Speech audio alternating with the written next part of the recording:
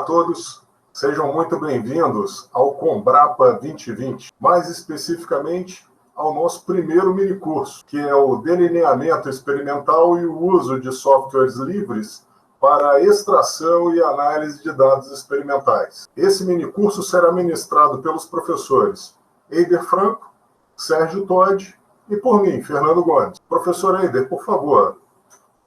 Olá pessoal, espero que estejam todos bem. Sejam muito bem-vindos ao Combrapa 2020.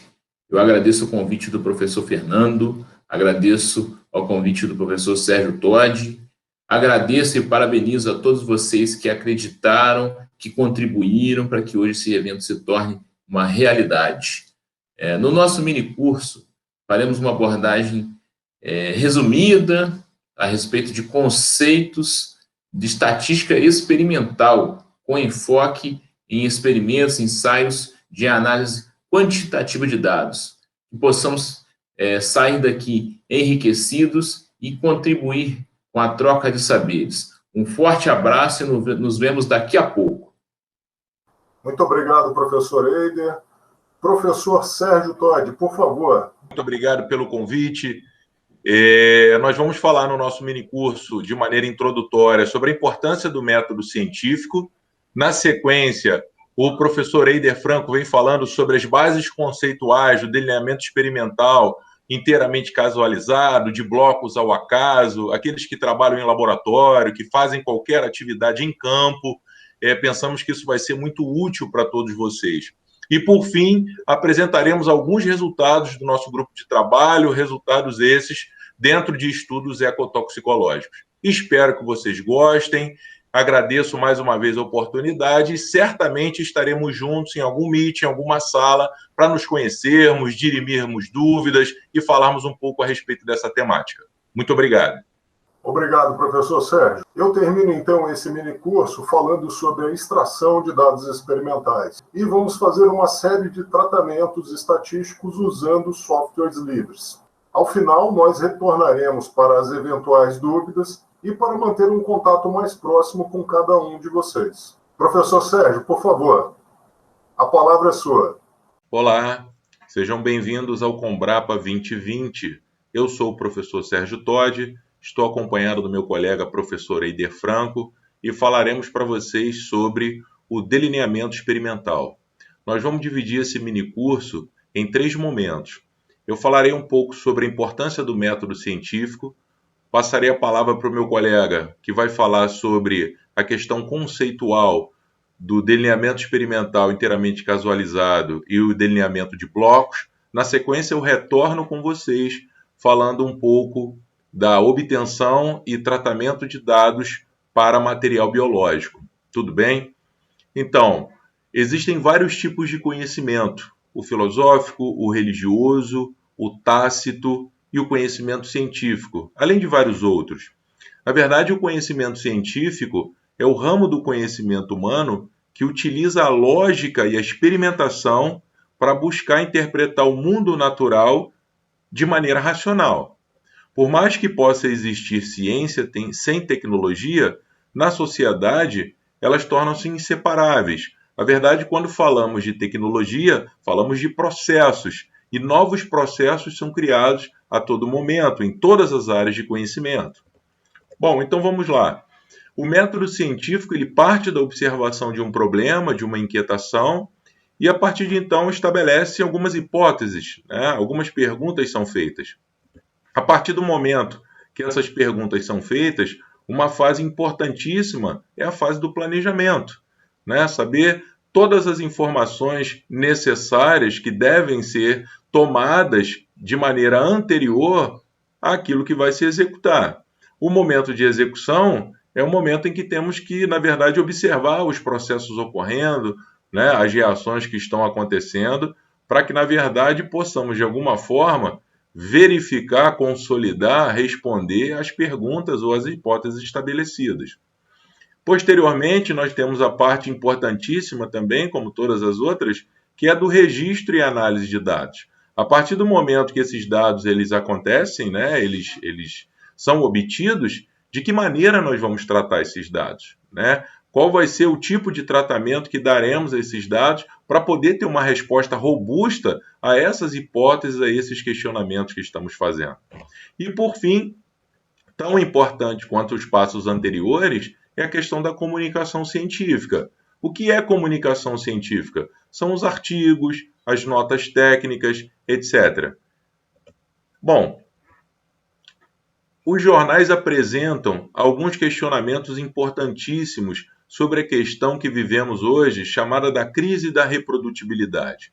O que vem a ser isso? Outros pesquisadores, outros colegas, outros professores não estão conseguindo reproduzir os trabalhos feitos por outros colegas, né? Então, a importância de se colocar com clareza nos seus trabalhos tudo aquilo que é feito, a maneira como é desenvolvida, isso é, o como fazer. E não só esse jornal, mas como vários outros, vem relatando exatamente isso, né? Então, trabalhos relacionados também à questão do câncer, células tumorais, 52 estudos, né, que foram desenvolvidos, relata esse jornal, e em apenas 11% das vezes é que se teve capacidade, condições de reproduzir na íntegra aquela metodologia e os resultados que foram obtidos. E, por fim, a questão da ciência avançando por colaboração. É assim que a ciência ela vai se desenvolvendo. A partir do momento que você cita um outro trabalho, esse trabalho passa a ser constantemente citado, conhecido, a ciência ela tende a ser avançada, a linha do conhecimento ela tende a ser puxada, o que é muito bom, né? Não é necessário que esse trabalho ele seja simplesmente citado, reproduzido de maneira positiva, ele pode ser criticado. Isso também contribui para o processo criativo e para o estabelecimento do conhecimento no seu estado mais importante. Mas essas pistas falsas que esse jornal também relaciona é uma coisa interessante a se observar, porque não adianta ficar omitindo informações porque os outros colegas não vão conseguir reproduzir o seu trabalho, né? Então é importante colocar mais uma vez com clareza aquilo que está se fazendo. E importantíssimo para você que trabalha com conhecimento, com ciência, para você que é estudante como nós, a questão da entropia ela já foi mapeada pela ciência, né, que está relacionado à segunda lei da termodinâmica e que, na verdade, tende a aumentar naturalmente no universo. É uma medida do grau de desordem de um sistema, sendo uma medida de indisponibilidade de energia. Então, tudo que vemos organizado, estruturado no mundo natural, ele está submetido a fluxos contínuos de energia. O grande exemplo é a presença constante do Sol, que mantém todo o universo em progresso. O estado natural de qualquer coisa é a desordem e não a ordem. Então, eu gostaria que você levasse isso em consideração, porque dentro do seu trabalho, nos seus experimentos, aonde você atua, a entropia ela tem que ser reduzida. Você precisa ter métodos, controles, processos rígidos para que essa entropia ela seja cada vez mais atenuada, mitigada. Bom, de que maneira então podemos responder essa pergunta? Como podemos produzir conhecimento científico? Primeiro é a partir da indução do sistema, através da experimentação e também da reprodutibilidade. São coisas importantíssimas para o conhecimento científico. Enfim, a confiabilidade dos resultados, de que maneira trataremos esses dados, que testes realizaremos para saber se são confiáveis ou não. Isso também é importantíssimo quanto os dois pontos anteriores. E depois a questão da comunicação científica. A ciência só tem sentido se ela for divulgada para a comunidade científica e para a sociedade de uma maneira geral. Então a importância desse conhecimento, ele está disponível para todos. Isso também é de extrema importância. Eu vou ficando por aqui, vou deixar vocês agora na companhia do meu colega, professor Eider Franco. Retorno daqui a pouquinho com vocês, falando sobre as aplicações e alguns tratamentos de dados que daremos a materiais biológicos. Muito obrigado, um abraço. Olá, pessoal. Sejam muito bem-vindos. Vamos dar continuidade à apresentação e à fala do professor Sérgio Todi.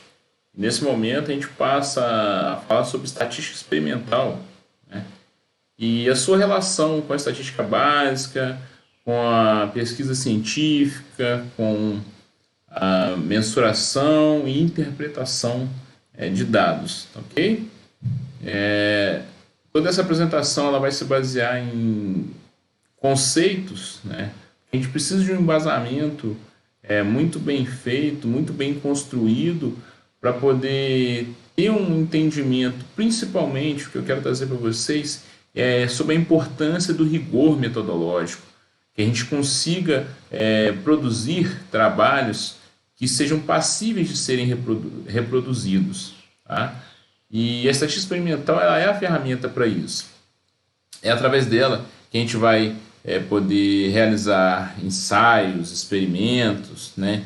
Desde a parte de planejamento, execução, obtenção e análise dos dados, interpretação dos resultados, tá?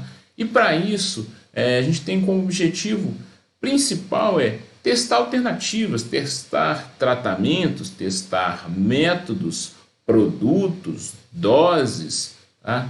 E qual é a grande preocupação ou o grande problema? É a preocupação que a gente tem com variáveis aleatórias, aquelas que a gente não pode controlar, né? A preocupação com o erro experimental, né? Que ele seja o menor possível para que a gente consiga garantir a qualidade do resultado, a qualidade do trabalho que a gente está desenvolvendo, tá? De maneira geral, o nosso objetivo é sempre fazer uma comparação, né?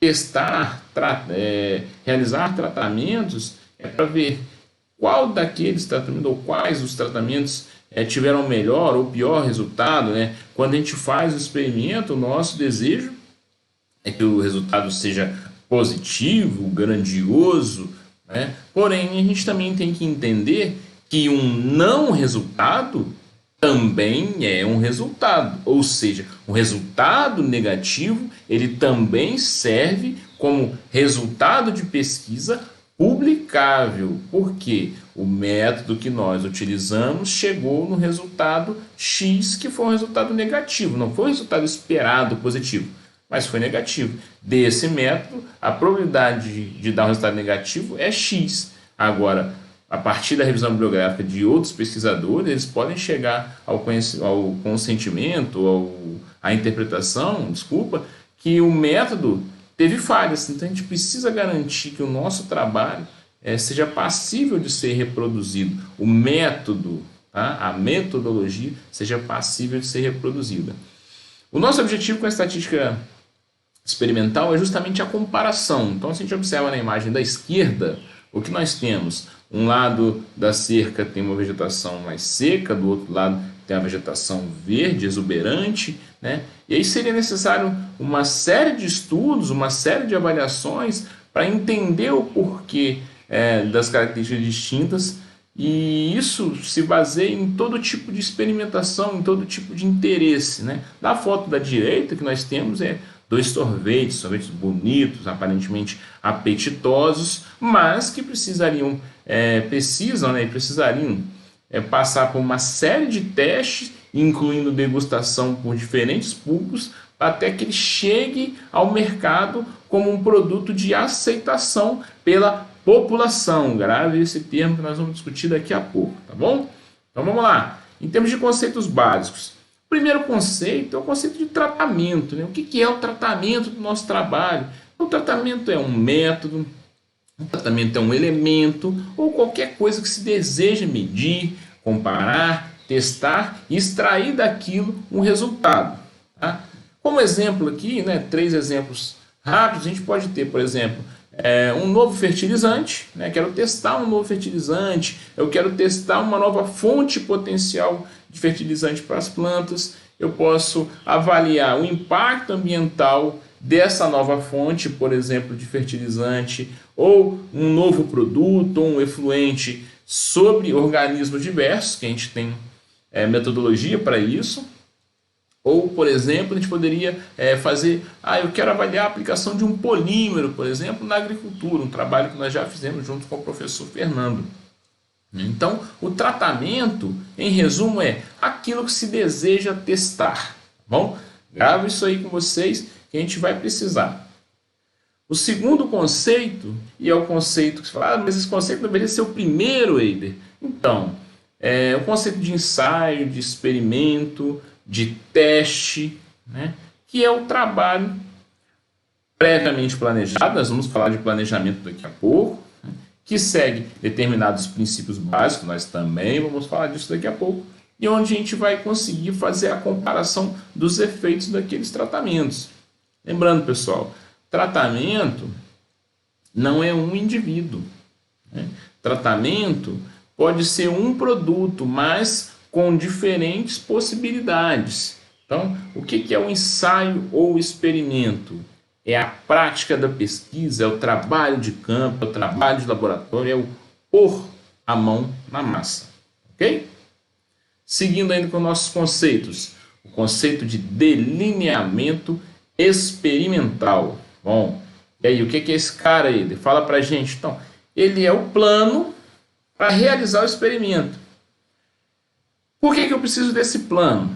Porque é através dele que eu vou conseguir determinar qual será o melhor método de comparação de médias, qual é o melhor teste, né?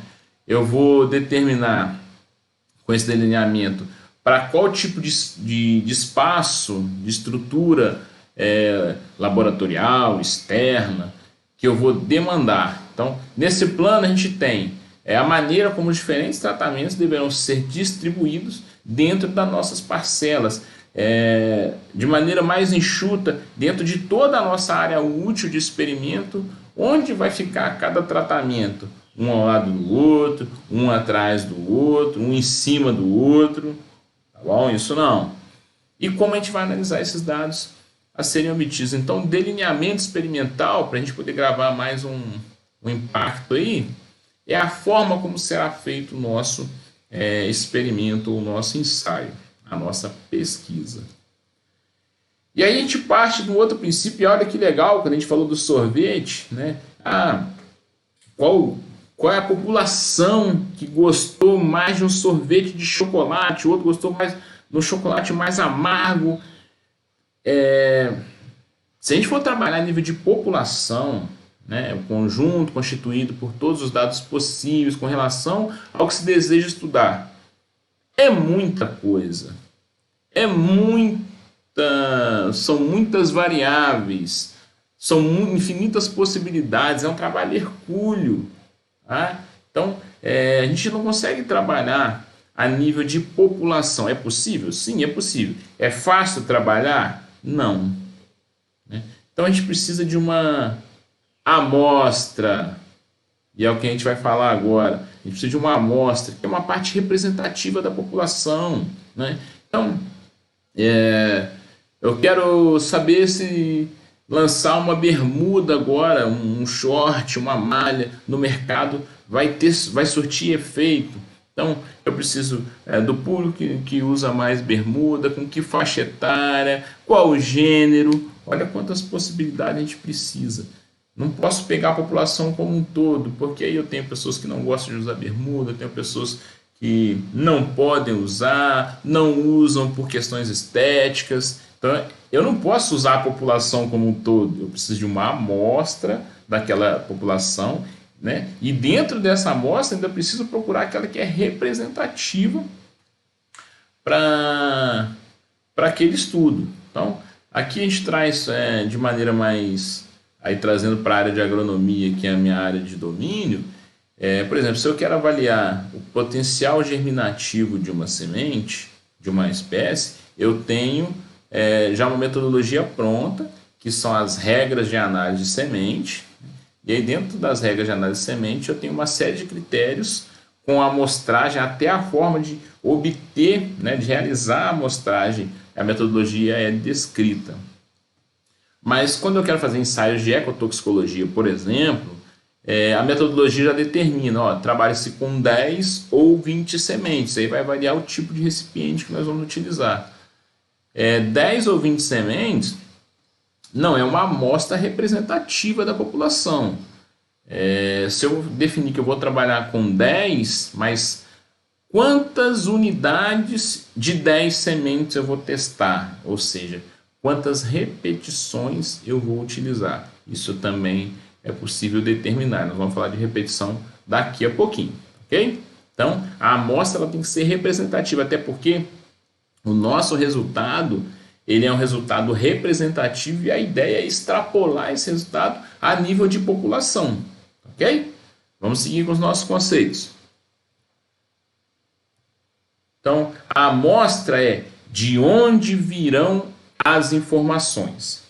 Ok? Vamos seguindo os nossos conceitos e a gente chega em termos de planejamento de experimentos. E aí, de novo, pessoal, rigor metodológico. É importante observar o planejamento de experimentos visando o rigor metodológico. Não se realiza pesquisa sem muitas minúcias e muito critério na hora de planejar, executar e finalizar experimentos, ok? Então, qual é o objetivo do planejamento? Isolar os efeitos de fatores que podem ser controlados. Por quê? Porque, infelizmente, os fatores que não podem ser controlados, eles são variações do acaso, variação aleatória. Então, a gente não tem como controlar. Então, a gente precisa ter a preocupação de controlar aqueles que são possíveis. Porque os que não são possíveis já estão dentro da nossa margem de erro, se a gente pode assim chamar, ok? Seguindo, o que eu faço para planejar meu experimento? Então, responda essas perguntas para mim. Quais características serão analisadas? O que você pretende com o seu experimento? Então, trazendo de novo para a área de agronomia, eu quero avaliar o comprimento da planta, então eu quero avaliar crescimento, eu quero avaliar diâmetro, né, de copa, por exemplo, o número de indivíduos vivos ou mortos, aí um ensaio de germinação, doses, quando eu quero trabalhar com desenvolvimento de um fertilizante, desenvolvimento de um defensivo, ou impacto ambiental de um defensivo agrícola, ok? E aí vocês coloquem isso para a realidade de vocês. Depois, quais os fatores que afetam essas características? Tá? Então, por exemplo, no meu caso é água, luz, nutrientes, espaçamento, que é a distância entre plantas, oxigênio, entre outros. Tá? Olha só que eu deixo sempre com reticências ali, né? Porque existem vários fatores. A gente tem que, para cada caso, estudar e ir limitando, enxugando esse espectro. Tá bom? Ainda, quais desses fatores serão estudados no experimento? Então, se os fatores que interferem no meu processo são água, luz, temperatura, umidade não é repetitivo, é água, óbvio, oxigênio, então eu vou tentar controlar esses. Tá? Porém, eu vou controlar esses porque o meu foco, na verdade, vai ser ali, conforme está na pergunta número 3. Eu quero testar a nutrição de plantas. Então eu vou isolar, eu vou entregar para a planta ao seu bel prazer, para ela consuma da maneira como ela quiser, água, luz e temperatura, por exemplo. E vou variar, por exemplo, diferentes fontes de nitrogênio. Porque aí sim, qualquer fator, qualquer variação que for observada no meu resultado, ela é fruto de quê? Das diferentes fontes ou diferentes doses de nitrogênio. Não vai ser influência da água, não vai ser influência da luminosidade, não vai ser influência da temperatura, ok? E aí a próxima pergunta é: como será a sua unidade experimental ou sua parcela experimental? Qual é o formato que ela vai ter? Qual é o número de informações que você pretende obter? Qual é o número de indivíduos que você pretende utilizar? E aí a definição dessa unidade experimental, quantas, né? Ou quantas parcelas, a gente vai discutir daqui a pouquinho. Vamos ao próximo conceito. Quantas repetições eu devo utilizar no meu experimento? Essa é uma pergunta que é bem interessante. Estatisticamente falando, existe um limite que você pode trabalhar. Então, eu quero trabalhar com 100 repetições, Eida, eu posso? Pode, sem problema nenhum.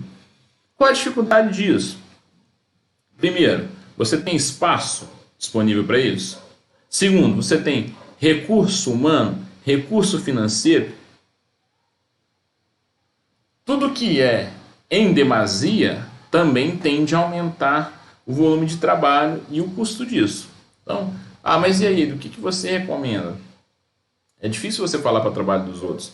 Nos trabalhos que a gente desenvolve de ecotoxicologia, Hoje a gente chegou à conclusão que é possível e é melhor trabalhar com 5 repetições. A gente vai ver repetição daqui a pouco.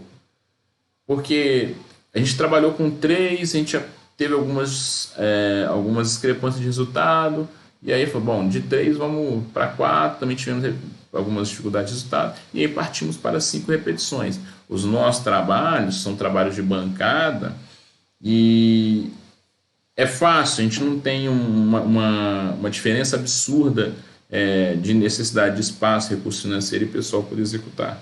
Tá? E aí a pergunta número 6, como serão analisados esses dados? Então, antes de ser analisado, pessoal, como será feita a coleta, a anotação, e aí eu gosto de cravar em cima da anotação, porque coisa que não se aprende no livro da escola. Vai fazer a anotação o quê? A lápis ou a caneta? A lápis. Por quê? Bom, dificilmente você vai pegar uma borracha e apagar sem querer um resultado. Né? Sem querer você apagou. Agora, uma mão que estiver suada, uma mão que estiver molhada, uma luva que estiver com respingo de alguma coisa, passou sobre um papel que está feita a sua anotação, a caneta muito provavelmente vai borrar.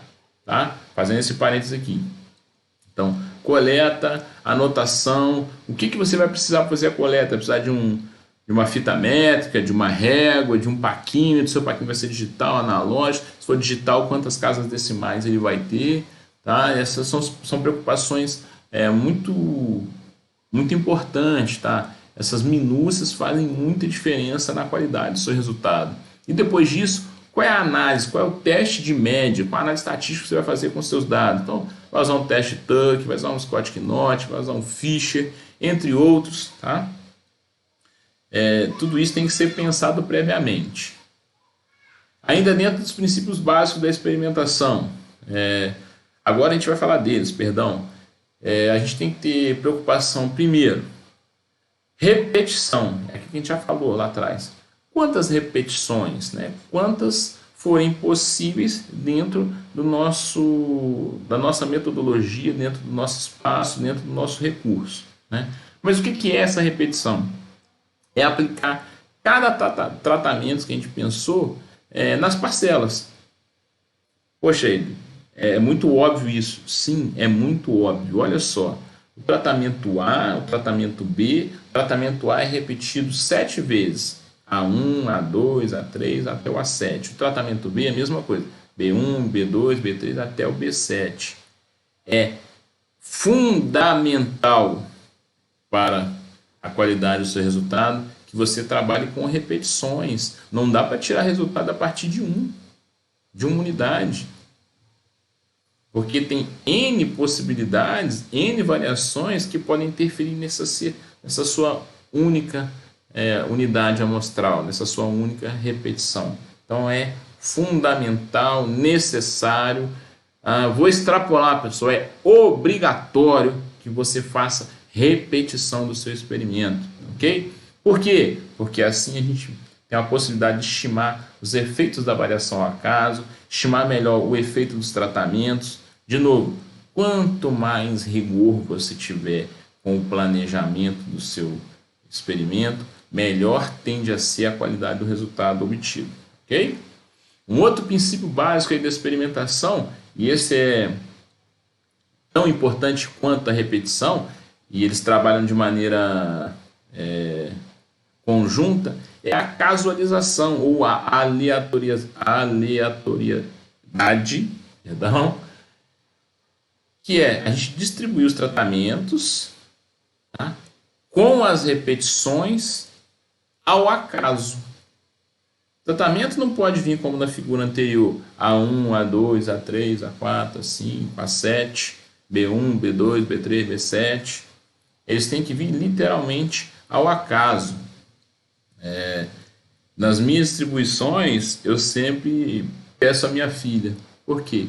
Eu listo os meus tratamentos, então tratamento A, B, C, D, E, quantos eu tiver, e coloco números.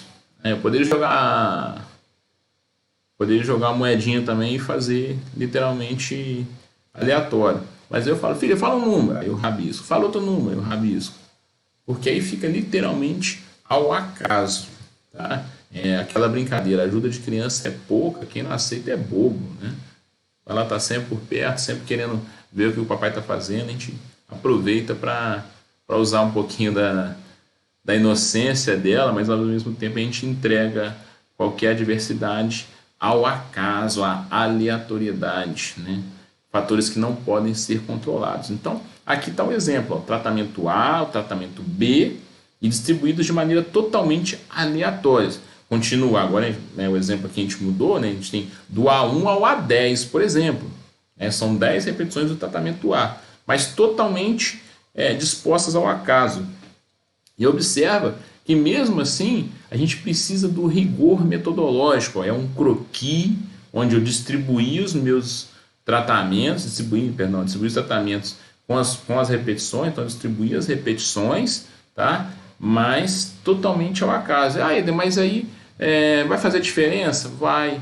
Quando você estiver fazendo a anotação, a probabilidade de você trocar a anotação, anotar, o tratamento B1 deu 2, aí você vai para o lado do tratamento, coloca como B2, falar que ele deu 3, mas não era B3, era B2. Então, a gente tem que ter essa preocupação de fazer o croquis até para poder facilitar na coleta depois das informações, ok?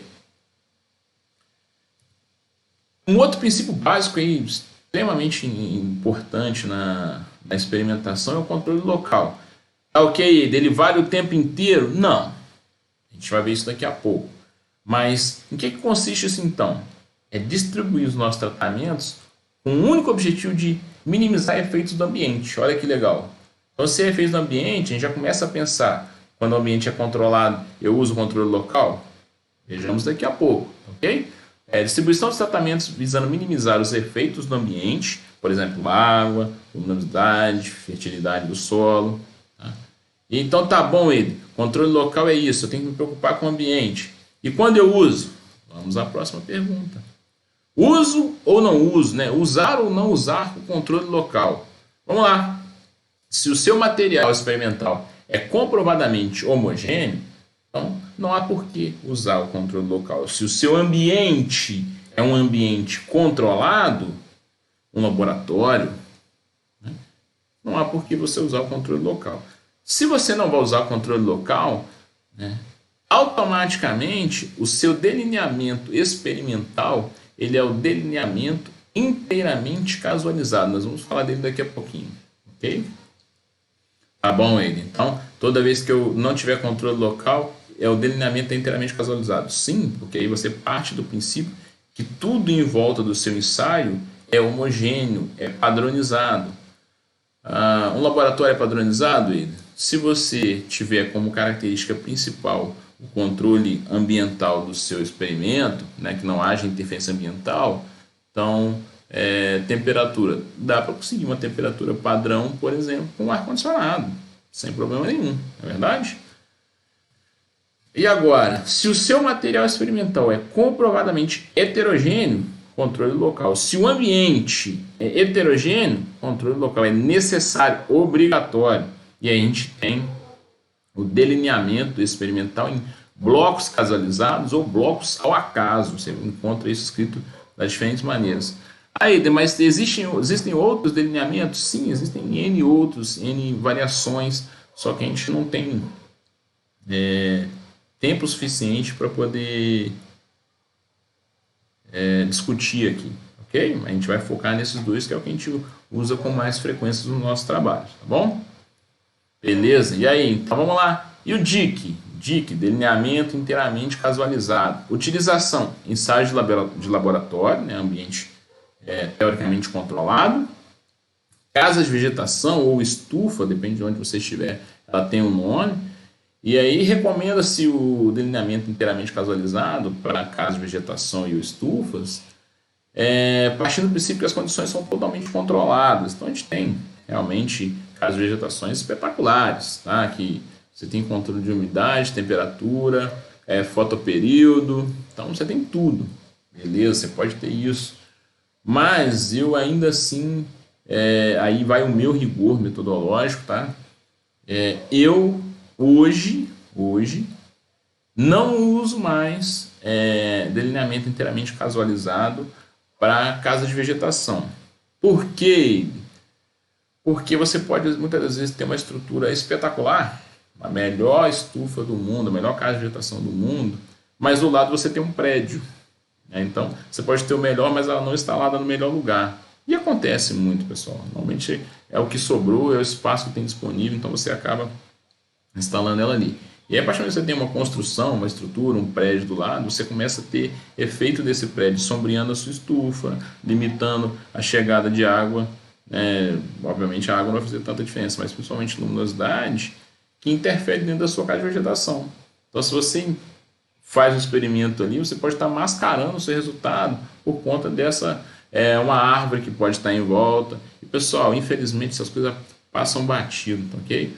Então, eu, Eider, hoje prefiro trabalhar em casa de vegetação com o nosso próximo delineamento, que vai vir daqui a 2 telas. Então, como que seria o DIC? Vamos lá. Supondo 5 tratamentos, então A, B, C, D, E, trabalhando com 4 repetições, então A1, A2, A3, A4, B1, B2, B3, B4 e assim sucessivamente, nós teríamos um total de 20 parcelas, 20 unidades experimentais, ok? 5 tratamentos, 4 repetições, totalizando 20. A distribuição, se vocês olharem no quadro, tá? A gente tem na parcela 1 a gente tem o B4, a gente não tem o A1. Na parcela 2 a gente tem o D1, não tem o B3. Tá? Então é totalmente ao acaso. Tá? Isso porque a gente está garantindo que o entorno não influencia na disposição dos seus tratamentos dentro da sua área útil, da sua área experimental. Ok? Beleza aí, se é dentro do laboratório, eu preciso ter essa preocupação? Sim, de novo, rigor metodológico, preocupação com a anotação, preocupação de você não inverter resultados, não colocar resultado que é do B1 no lugar do A1, que é do E5, do E4 no lugar do B4. Então você tem que ter esse croquis que vai facilitar a sua vida durante a experimentação. E aí, agora sim, nós temos o DBC. Aí é onde que a gente... aquele trabalho mais voltado a ensaios a céu aberto, ensaios a campo, casa de vegetação. A diferença está aqui, pessoal. Por que a gente usa o DBC? Se você vai para um ensaio a campo, você tem uma área aberta que pode ter N interferências. Então, por exemplo, você pode ter sombreamento por causa de árvore, você pode ter uma incidência maior de vento em um dos lados da sua área. Então, a gente precisa tentar controlar. E aí, lembra do conceito de controle ambiental? Do controle local, perdão? Bacana, está chegando agora. Por que isso? Porque eu tenho os mesmos 5 tratamentos, né, do A ao E. Eu tenho blocos, bloco 1, bloco 2, bloco 3 e bloco 4, ok? O que eu consigo com isso? Dentro de cada bloco, eu vou ter uma repetição de cada tratamento. Então, no bloco 1 eu tenho A1, B1, C1, D1, E1. Bloco 2, A2, B2, C2, D2, E2. E isso totalmente ao acaso, tá? O que a gente garante com isso? A gente garante principalmente o que a gente chama de minimização de efeito de borda, que é o vento, né, que chega em uma face com mais predominância e aí vai interferir sobre o seu tratamento, porque o vento ele retira a umidade da planta, né? Quanto mais venta, mais ela transpira, então vai tirando a umidade. O vento dificulta a irrigação, então muitas das vezes, se ele soprar de um mesmo lado, a água que deveria estar sendo irrigada, principalmente quando a gente fala de irrigação por aspersão, essa água sofre interferência do vento, então ela não está irrigando as bordas como deveria. Então a gente distribui esse erro ao acaso, ok? Vamos ver uma aplicação disso. Esse foi um experimento que eu fiz no meu mestrado, que o meu objetivo era avaliar a produção de semente de feijão. Feijão é uma planta de porte arbustivo, né, porte baixo, e conforme ela emite as vagens, ela pesa e você tem muito contato das vagens com o solo. Então, nesse experimento aí, o que eu fiz foi colocar limite físico, né? Testei diferentes tipos de cobertura no solo para poder servir de apoio para essas vagens, pensando que poderia dar um resultado de qualidade de semente de feijão melhor, tá? Foi utilizado o DBC e aí agora vamos lá. Olha o tamanho dessa área, tá? É uma área plana com solo homogêneo, sem muita interferência de sombreamento ao redor e ela tinha 600 metros quadrados. Ela está lá ainda, mas para esse experimento foram 600 metros quadrados. Então, como que eu vou trabalhar essa área? Primeiro passo, dividir em blocos. Então, se vocês olharem no sentido longitudinal, você tem o primeiro bloco da esquerda, o primeiro com plástico logo do lado dele, do lado desse um com mato alto e mais ao lado dois cobertos com plástico.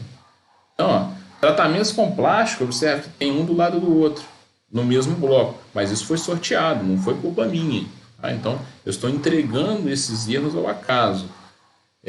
Depois, né, de todo experimento, todo esse trabalho de preparo do solo e feito o plantio, a gente precisa enxergar a área. Então, por exemplo, aqueles eram os blocos e essas são minhas parcelas experimentais. Depois eu plantei feijão nessas áreas, nessas parcelas, mas na hora de colher o experimento, a gente ainda faz mais um controle, se a gente pode assim dizer. Por quê? Lembrando que a gente tem um efeito de borda, a gente precisa minimizar isso ainda mais. Como? A gente não colhe todas as plantas que estão dentro desse retângulo.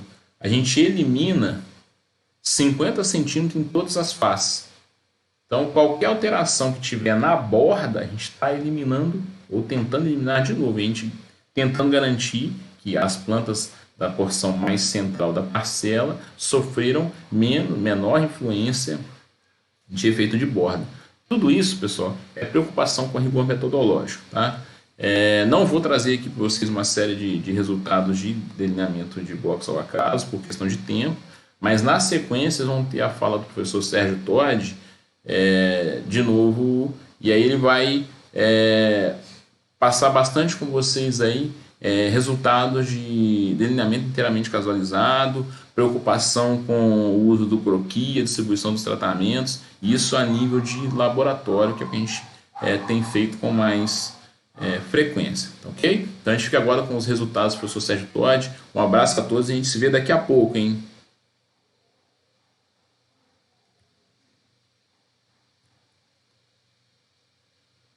Olá pessoal, tudo bem? Bom, nesse momento agora do nosso minicurso, vamos analisar alguns trabalhos e entender a importância também do DIC, né, da elaboração do croquis e dos tratamentos de dados de alguns ensaios ecotoxicológicos. Bom, o primeiro trabalho é esse aqui, né, falando sobre a aplicação do extrato solubilizado do bagaço de cana sobre a germinação de sementes de alface. Interessante falar para vocês que foi enviado esse material como material suplementar, no entanto, os revisores acharam interessante colocar, né, esse croquis no corpo do artigo do trabalho. Então está aqui o croquis para vocês. Importante ressaltar aqui, ó, tratamento, controle, réplica 1, réplica 2, réplica 3. Pegar como exemplo aqui, tratamento 2, réplica 1, 2 e 3. Assim também para o tratamento 3. Então é interessante mostrar para vocês a importância desse croquis. Outro trabalho aqui também falando sobre o impacto da borra do café sobre a minhoca, no caso aqui a espécie Eisenia fétida, que a gente vai ver um pouquinho mais à frente. Também foi um trabalho desenvolvido com 6 tratamentos, 3 repetições.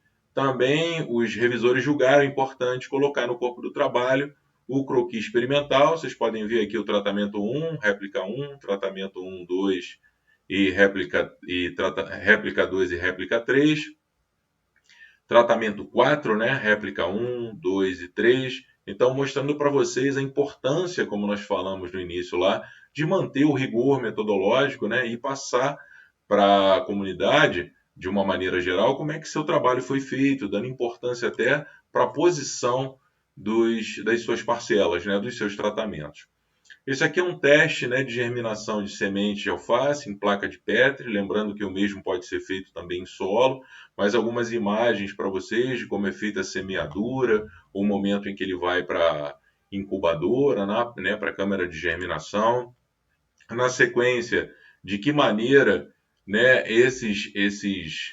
essas sementes elas são avaliadas em termos de percentual de germinação, né, para cada placa de Petri, e depois também o comprimento de suas radículas. E aqui a imagem do paquímetro com 2 casas decimais, um instrumento que a gente utiliza bastante, né, para garantir a precisão daquilo que a gente está fazendo. É importante ressaltar isso também. E aqui um trabalho que eu quero compartilhar com vocês, falando sobre a avaliação citotóxica, né, e genotóxica do extrato solubilizado de café sobre as sementes, né, de cebola. Então, repara, aqui nós tivemos um DIC também, com 5 tratamentos para o grupo teste, 1 para o grupo controle. Foram feitas algumas diluições, né, começando com 3,125% e terminando com 50% do extrato e 50% de água deionizada, né? Nós estamos falando aqui do substrato papel de filtro, onde nós temos no grupo controle apenas 4 ml de água deionizada. Bom, quais foram as avaliações? Número de sementes germinadas e comprimento de radículas.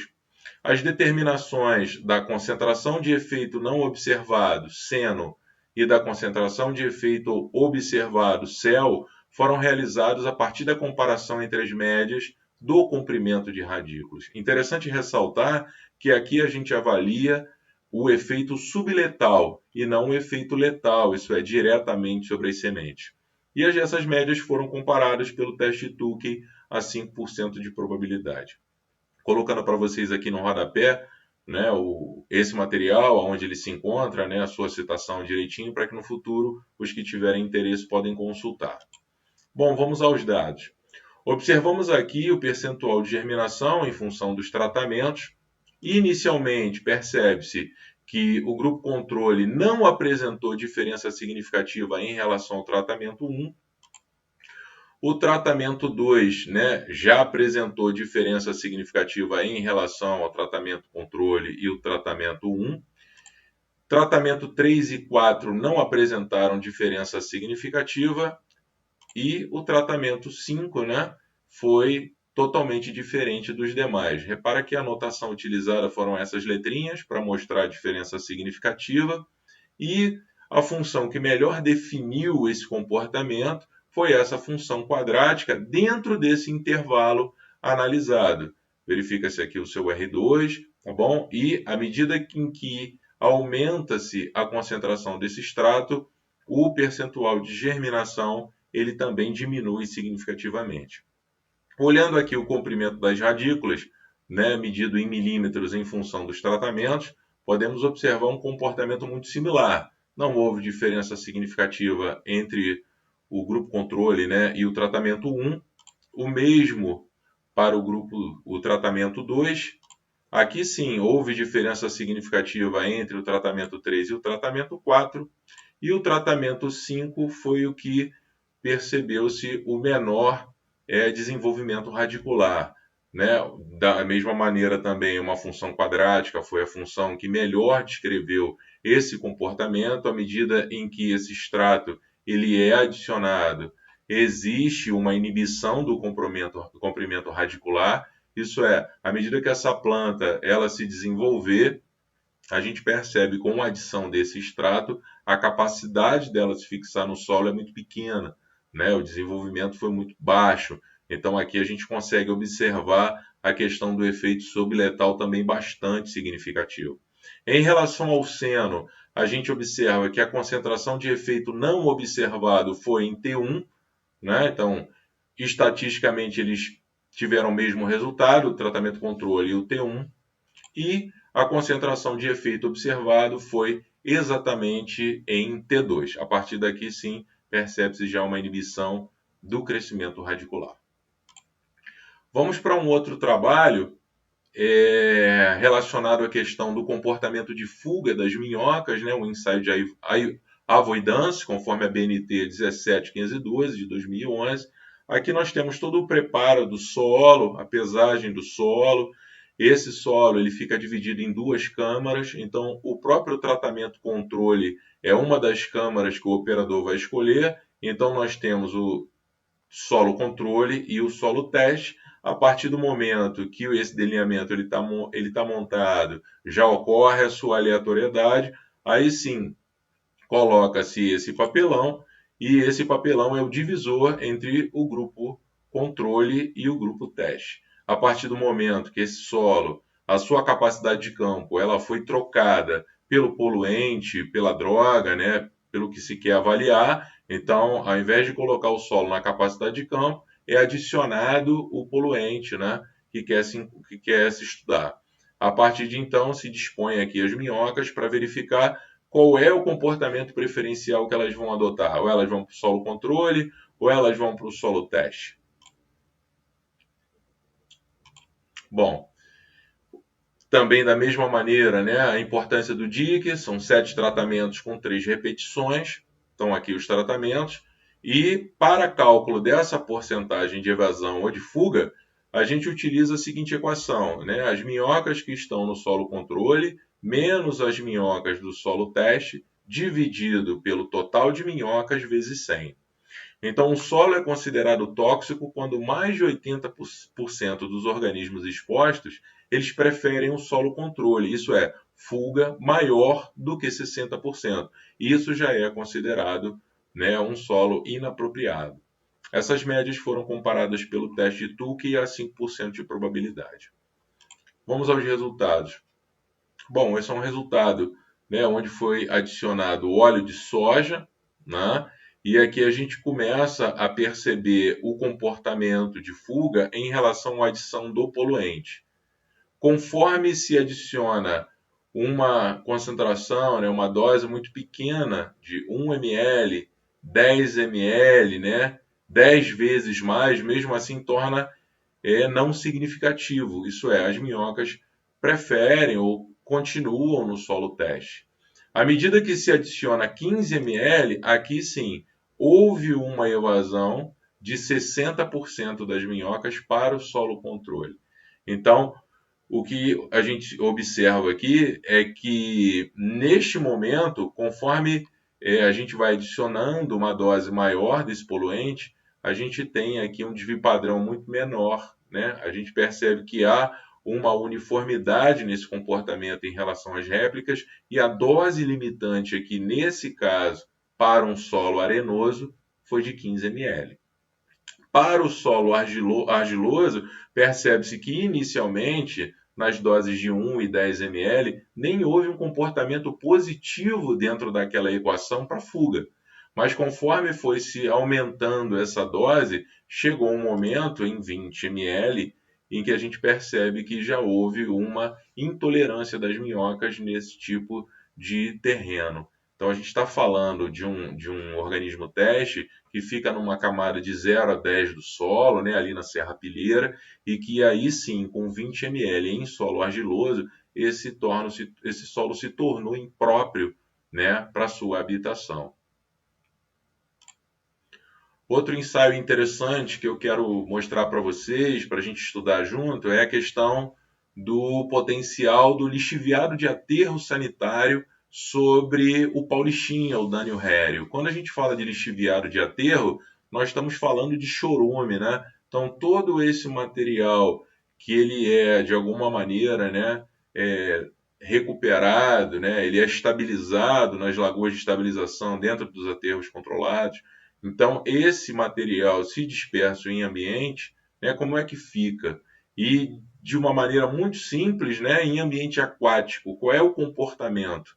Estamos mostrando para vocês aqui, ó, uma parte da montagem desses experimentos, né, também com algumas diluições, para poder verificar o comportamento, né? No caso aqui vai ser um ensaio agudo que nós vamos fazer com o Dânio rério, que é um vertebrado aquático.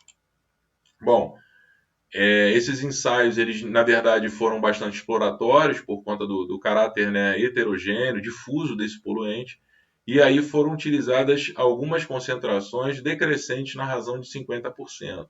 Então foi utilizado concentrações de 100, 50, 25, 12,5, 6,25 e 3,125 diluídos em água deionizada. No entanto, todas essas concentrações provocaram morte dentro do período de 48 horas do ensaio com o Dânio. Então, foi necessário fazer uma nova composição, montar um novo delineamento, agora com concentrações abaixo de 3,125. E aí se trabalhou com concentrações de 1,8, 2, 2,5, 2,7, 2,8. Tá? E com isso adotou-se o DIC, né? Com certeza é o fruto aí do nosso mini curso. E no final calculou-se o percentual de mortalidade, a CL50, e esses dados eles foram submetidos à análise de variância, né, a nova, o teste de comparação de médias, e na sequência o teste de Scott-Knott. É interessante ressaltar que esses dados eles referem-se simplesmente à questão da mortalidade, não foi avaliado a questão da motilidade, né, do organismo teste. Bom, estamos aqui com os resultados. O que podemos observar é que trabalhamos dentro desse intervalo de 1 a 3%. A primeira concentração, o primeiro tratamento analisado, né, ele foi o que causou a menor taxa de mortalidade. Os outros tratamentos, né, até 2%, 1,8 e 2, eles não tiveram diferença significativa, isso indifere se você colocar 1,8 ou você colocar 2, o percentual de mortalidade foi o mesmo. E aí sim, os tratamentos a seguir, a partir de 2,5, eles também não apresentaram diferença significativa. Isso colocando 2,5 ou colocando 2,8, você vai ter o mesmo percentual de mortalidade. Repara que o intervalo trabalhado aqui foi entre 1 e 3%. A função que melhor descreveu esse comportamento foi essa função quadrática, com esse R2. E como o curso ele tem a proposição de se trabalhar com software livre, eu queria entender com vocês como é que a gente pôde calcular a CL50 aqui utilizando o MATLAB. Existem várias funções, né, vários sistemas que podem fazer esse cálculo da CL50 para vocês, mas a proposição foi trabalharmos com software livre, então a ideia era mostrar no MATLAB como é que se pode resolver esse caso, né, que foi dado por uma função quadrática. Então a gente vai substituir o y por 50, porque 50 é 50% de mortalidade, para a gente poder determinar o x percentual em que isso ocorre. Então, por ser uma função quadrática, podemos, no caso, ter duas raízes, né? Sendo a raiz 2,351, né, pertencente a esse intervalo analisado. A outra raiz que encontramos de 0,316, ela não pertence a esse intervalo analisado. Então, a CL50 calculada foi de 2,35%. Isso é, a concentração que matou 50% da população desse vertebrado aquático foi de 2,35% para 1 litro de água. São dados interessantes para a gente ver o potencial, né, de toxicidade do chorume, né, caindo, esse material sendo despejado inadequadamente em meio aquático, né? Em relação o ensaio com artêmia salina. Esse é um ensaio bastante interessante, porque o professor Fernando ele vai descrever para vocês todas as características, né, morfológicas desse material que está sendo desenvolvido lá pelo grupo de trabalho dele, mas a gente vai falar um pouco do ensaio de artêmia que nós fizemos com esse material. Então vamos dar uma olhada nesse geopolímero magnético, né, poroso, uma ferramenta barata e eficiente para a sorção de metais pesados. Um pouco aqui dos materiais utilizados, né, uma lupa, pipeta, os ensaios foram desenvolvidos nesses copos plásticos, e esses geopolímeros eles foram testados com carga magnética nas concentrações de 1, 2 e 3%, e também o sem carga magnética. Tá bom? Uma foto aqui para vocês sobre a questão da eclosão dos cistos de artêmia salina. Na verdade, após a eclosão, a gente trabalha com esses náuplios no meio salino, alcalino, e a gente vai ver o comportamento também de mortalidade. A própria decantação ou a não motilidade desse organismo teste já implica na questão da mortalidade. Não foi feita nenhuma avaliação da sua morfologia, simplesmente um ensaio agudo. Bom, a metodologia, né, um pouco, como já falamos, é a eclosão dos cistos, né, é um ensaio de 48 horas e, na verdade, após esse período, verificou-se o percentual da mortalidade e também as médias são comparadas pelo teste, pela ANOVA e também pelo teste Tukey. Bom, esse foi o resultado com esses compósitos porosos que está sendo desenvolvido agora. A gente percebe que o sem carga magnética ele teve um percentual de mortalidade aí de 10%, o com 1% chegando aí a 20% de mortalidade, o com 2% em torno de 30% e o com 3% em torno de 40%. Isso é, não houve, né, um acompanhamento aqui, né, um interesse ou uma letalidade desse material em acabar com 50% dessa população. Então, esse material é um material que está sendo desenvolvido agora, que se mostra bastante eficiente, se descartado em meio aquático, não é um material impactante, então vale a pena continuar fazendo alguns estudos ecotoxicológicos com esse material, porque ele se mostra bastante tolerante, né, a esse organismo teste e não tão impactante ao ambiente.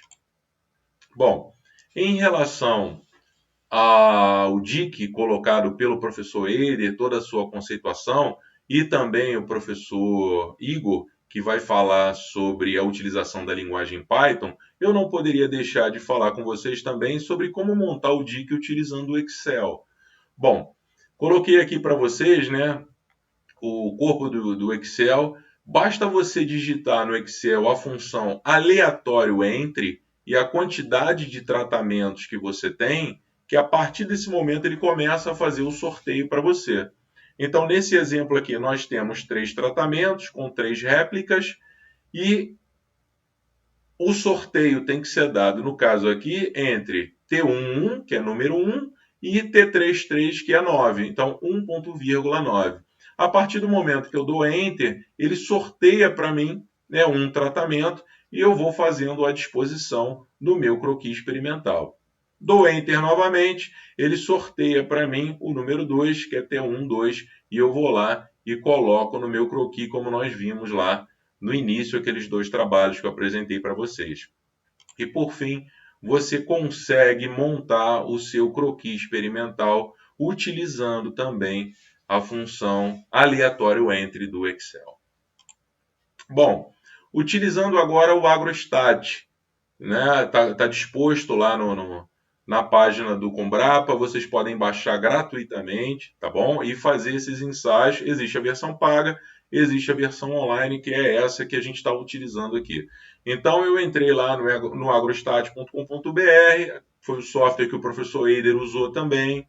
Então, lá no AgroStat, a gente vai entrar, vai se cadastrar e vamos fazer um experimento inteiramente casualizado ou de blocos casualizados, conforme o professor Eider falou. Tá bom? Já fiz lá o meu cadastro, tá lá o meu nome. E a partir de então, vamos fazer aí uma simulação. Bom, é um experimento inteiramente casualizado, com 3 tratamentos, 3 repetições. Lembrando que, no mínimo, tá, pessoal? 3 repetições. Atualmente, nós já estamos trabalhando aí pelo menos com 5 ou 6 repetições para poder garantir, né, a reprodutibilidade, assunto que nós falamos no início desse mini curso. Bom, a partir de então, determinado tratamentos e repetições, você pode lá nominar, né, o seu experimento, o que quer que seja que você esteja avaliando, e eu coloquei aqui do lado, né, alguns resultados que a gente já mostrou para vocês de germinação de sementes, né? Então coloquei aqui essas repetições, repara que ele já mostra tudo alinhado para mim, as 3 réplicas, tratamento 2, as 3 réplicas, tratamento 3, as 3 réplicas também. É um sistema bastante fácil de utilizar, bastante intuitivo, tá? Bastante rápido e muito interessante para a gente usar. Bom, interessante falar agora dessa questão da análise de variância, porque esses critérios que nós estamos apresentando, eles colaboram para avaliar melhor os seus resultados e para ver se a análise de variância confirma o esperado. Isso é, se tem lógica a esses resultados, né? Se eles apresentam algumas lógicas, alguma lógica é um ensaio teste, né, que nós estamos fazendo com vocês, e aí vamos ver qual o resultado disso. Bom, o resultado, vamos avaliar aqui, nós temos o grau de liberdade, a soma dos quadrados, o quadrado médio, o F e o p-valor. Bom, em relação a esse quadrado médio aqui, é uma avaliação de referência para o P. Ele diminui quando o P aumenta. Então é interessante ficar atento a essas questões. Em relação ao F de Fischer, é a razão da variância. Então, ele mede a dispersão dos resultados. Quanto maior for o valor F, maior é a dispersão dos teus dados. E em relação ao valor P, é a força dos resultados do teu teste. Quanto menor, melhor. Isso é, existe diferença significativa bastante relevante, bastante forte. Quer dizer, maior é a distância dessa hipótese nula, a hipótese negativa que nós estamos observando. Então, essa aqui seria uma análise de variância para os dados que nós inserimos anteriormente na germinação de semente. E esse aqui é, na verdade, o teste de Tukey, onde ele faz múltiplas comparações de médias entre os tratamentos. A gente observa que ele utiliza essa notação de letrinhas para falar que, de fato, houve diferença significativa entre os tratamentos. Então, isso é uma informação valiosíssima para você que está fazendo seu ensaio, para você que está fazendo o teu experimento, que além de você fazer um teste de comparação de médias, você também faz um teste estatístico. Bom, pessoal, eu agradeço a vocês a oportunidade, sou muito grato por estarmos juntos nesse momento, agradeço em nome do professor Eider Franco também, nosso parceiro de trabalho, e espero que vocês tenham gostado. Esse momento final foi um momento de trabalhos que nós desenvolvemos, né, e de que maneira nós tratamos esses dados, e que de alguma maneira vocês possam se apropriar e de repente a gente possa trocar ideias em relação a como melhorar cada vez mais o nosso trabalho. Tudo bem? Foi um prazer estar com vocês e espero estarmos juntos daqui a pouco para podermos nos conhecer, falar um pouco, dirimir algumas dúvidas caso exista, tá bom? Muito obrigado, um forte abraço. Ei pessoal, sou eu aqui de novo.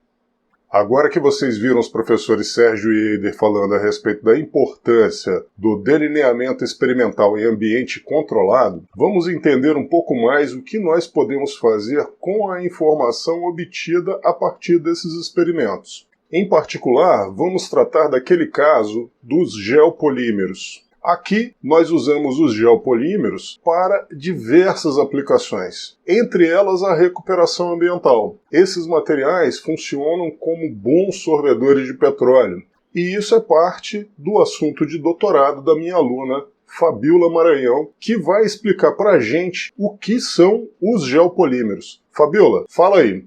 Bem, como o professor Fernando já me apresentou, eu sou Fabiola Maranhão, sou aluna de doutorado do professor Fernando na Universidade Federal do Rio de Janeiro, Instituto de Macromoléculas, professor Heloísa Mano, e vou explicar um pouquinho para vocês do que são os geopolímeros.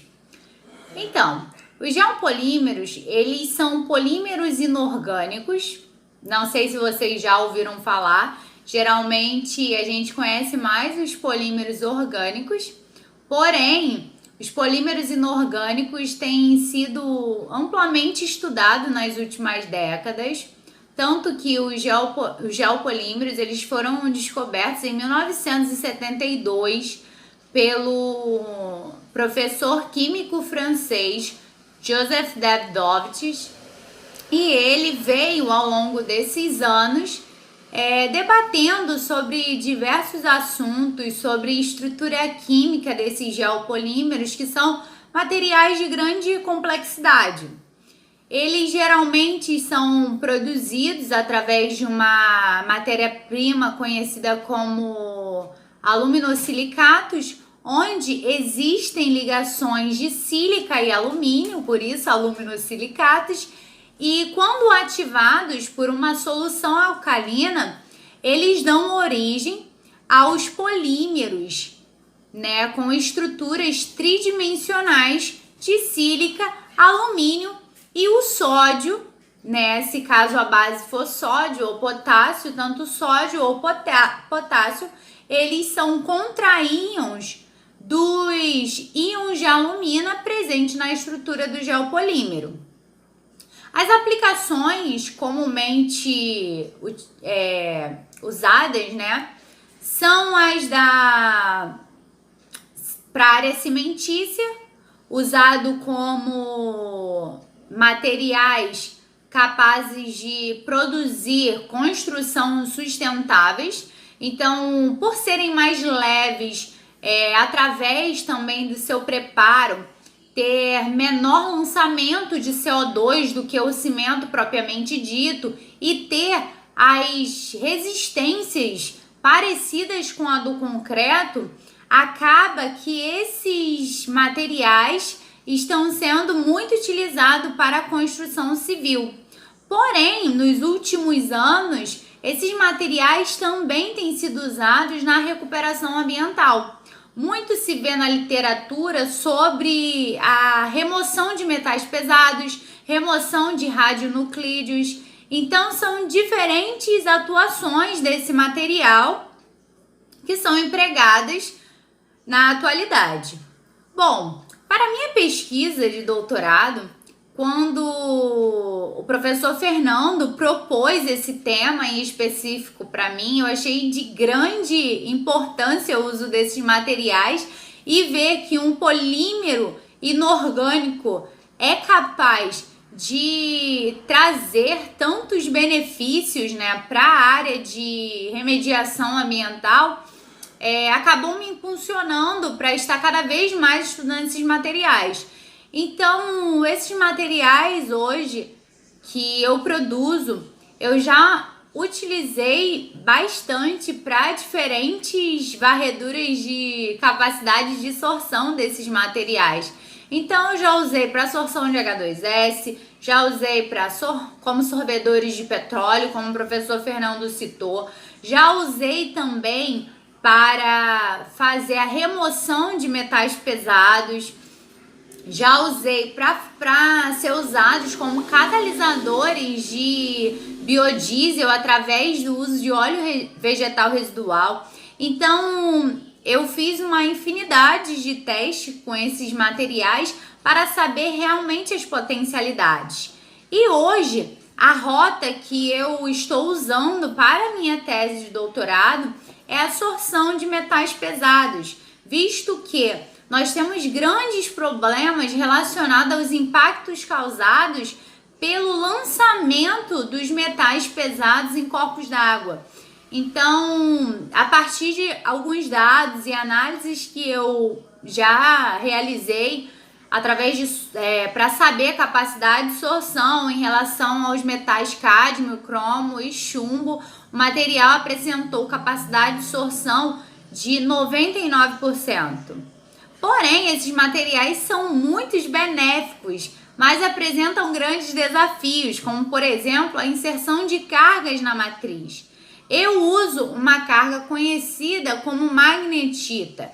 Então, para eu conseguir inserir essa carga na matriz, eu precisei realizar algumas modificações na estrutura da magnetita para que tivesse compatibilidade com a minha matriz, que seria aplicada para essa remoção de metais pesados. E também esses materiais são capazes de serem produzidos de duas maneiras. Eles podem ser produzidos por polimerização em massa, onde nós temos apenas a matéria-prima de aluminosilicato e o ativador alcalino, e a partir disso a gente consegue fazer a reação de geopolimerização, deixando ele conformado em um pote ou em um cano de PVC da forma que a gente quer. Ou então ele pode ser feito em suspensão. Essa suspensão ela é realizada no meio orgânico e a partir disso são gotejados a reação dos aluminosilicatos com a base. E a partir disso é possível produzir esferas geopoliméricas, que é o que o professor Fernando vai mostrar para vocês um pouco mais à frente para complementar os estudos de análise de dados. Bom, como eu já falei bastante sobre geopolímeros para vocês, esses materiais ainda têm grande potencial de ser explorado, principalmente na área de recuperação ambiental. Então, eu acredito que será bem motivador as análises voltadas mesmo para essa etapa de recuperação ambiental, porque esse material, além de ser inócuo para o ambiente, ele tem alta capacidade de sorção. Eu espero que vocês tenham entendido essa explicação básica sobre esses materiais geopoliméricos. Se vocês tiverem algum interesse, alguma dúvida sobre esses materiais, podem entrar em contato comigo, que eu estarei disponível para vocês. Muito obrigada pela atenção de vocês e bom curso! Obrigado, Fabiola. Pessoal, agora que vocês sabem o que é um geopolímero, eu vou falar um pouco para vocês a respeito de uma aplicação. Esses materiais eles podem então ser usados em processos de recuperação ambiental. Por exemplo, nós podemos usar esses materiais como sorvedores de petróleo. Só que, para que esses materiais sejam mais eficientes, é importante que nós conheçamos o tamanho dessas estruturas. E para isso, nós vamos fazer aqui o uso de um recurso muito simples. Nós vamos, a partir de uma microscopia óptica, determinar tamanho e se ocorre alguma variação nesse tamanho. Para isso, nós vamos usar ferramentas que estão disponíveis na internet. A primeira delas vai ser o ImageJ. O ImageJ é um programa de domínio público feito em Java e é destinado ao processamento de imagens. O ImageJ é uma ferramenta apropriada para a determinação de dimensões em micrografias. Essa é a micrografia óptica do nosso material. Como vocês podem observar, são basicamente esferas, mas também é possível perceber que existem diferentes tamanhos. Como nós podemos lidar com isso? O ImageJ é um programa muito útil para a análise de nossas imagens. Contudo, esse programa sempre vai precisar, como qualquer outro, de muita intervenção do operador. Por exemplo, vamos ver o que o ImageJ consegue entender dessa imagem apresentada na nossa tela. Como vocês podem ver, o ImageJ não consegue identificar corretamente todos os objetos que estão apresentados nessa imagem. Isso é bastante natural e fácil de ser compreendido, uma vez que a capacidade de resolução de nossos olhos é muito superior que a capacidade de resolução do software. Então nós temos que intervir nessa imagem e facilitar esse processamento. Como que nós podemos fazer isso? Vamos deixar então o nosso ImageJ um pouco de lado. Daqui a pouco nós retornamos ao ImageJ. A ideia então é que nós vamos ter que contornar esse problema. Para isso, vamos abrir essa mesma imagem em um outro aplicativo, o Color Paint. Qual é a ideia aqui? Agora nós precisamos ajudar o ImageJ a identificar essas esferas. O nosso objetivo é determinar o diâmetro dessas esferas. Vamos primeiro remover a cor dessa figura. Para isso, basta transformar essa imagem em uma imagem em tons de cinza. Agora, como em qualquer tratamento de imagem onde nós queremos quantificar partículas e ou determinar diâmetro dessas partículas, nós vamos dividir essa imagem em 4 quadrantes. E agora, em cada um desses quadrantes, nós iremos contar partículas. E mais do que isso, nós iremos marcar essas partículas. Como essas partículas têm um aspecto esférico, nós vamos usar essa ferramenta elipse. E agora nós vamos começar a marcar essas esferas por quadrantes. Ajuda muito se nós ampliarmos essa imagem. Nesse primeiro quadrante, então, é fácil determinar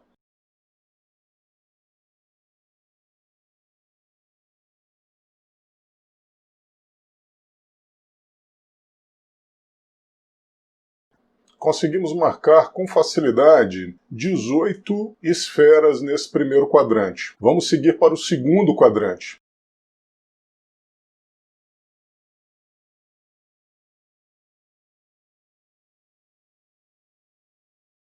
22 esferas no segundo quadrante. Seguimos para o terceiro. –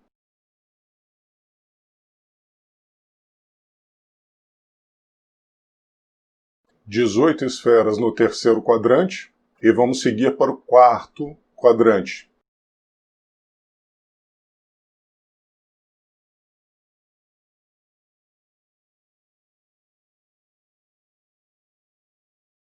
E 26 esferas no quarto quadrante. Reparem que nós evitamos as esferas fraturadas. O que decorre do processamento dessas partículas após a geopolimerização não nos interessa, por isso as esferas fraturadas não são contadas. Desfazendo o zoom é possível perceber que mais algumas esferas podem ser contadas. Vamos então voltar, por exemplo, ao nosso terceiro quadrante.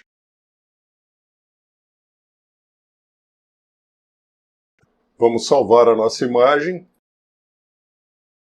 E agora, antes de prosseguirmos com o tratamento, vamos entender as dimensões dessa imagem. Reparem o seguinte, o ImageJ vai medir essa imagem em pixels, mas nós queremos conhecer o tamanho dessas esferas em micrômetros. Então, nós temos que usar essa barra.